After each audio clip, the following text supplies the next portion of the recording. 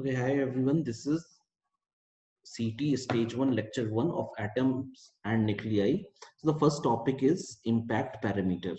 Now, as the definition says, it is the perpendicular distance of velocity vector of alpha particle from the center of nucleus. So as we can refer this diagram. So let's say we have an alpha particle or helium nuclei which is going towards another nuclei. Okay. So when it is going towards this another nuclei, due to nuclear forces, it will get repelled. Okay.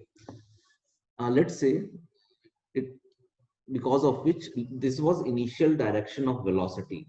So this is your velocity vector of alpha particle. So when it gets close to the nucleus, it will get deviated. Let's say that angle of deviation is theta. Uh, Atomic number of this nuclei is, let's say, Z. Okay. So impact parameter is the perpendicular distance between velocity vector of alpha particle and nucleus. So as we know, this was the velocity of alpha particle. Okay. So we can extend this velocity vector as it is a vector.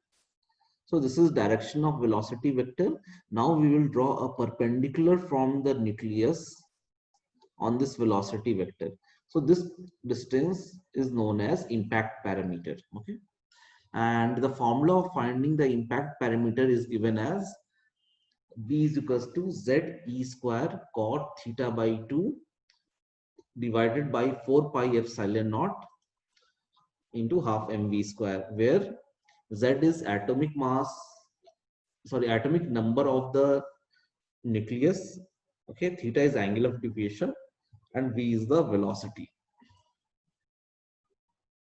Next are the formulas of Bohr's. Now these are very important formulas which we have to remember. So radius of nth orbit is 0.53 n square by z angstrom, where n is nth orbit. Similarly, speed of electron, you have to remember this formula. It is 2.2 into 10 raised to power 6 into z by n. Okay. And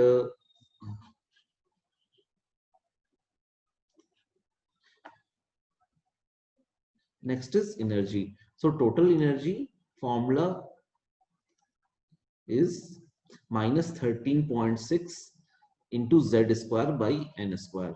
So these three formulas are must to remember. Then again, you have the formula of potential energy of electron, which is in nth orbit. So that is k q1 q2 by r.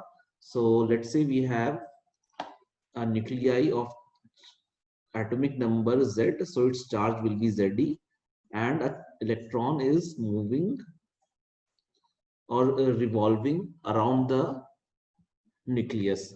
So charges are Ze and E. So potential energy will be k q1 q2 by r. Okay, and kinetic energy will be half mv square. Now if you substitute the value of velocity, you'll finally arrive at this expression.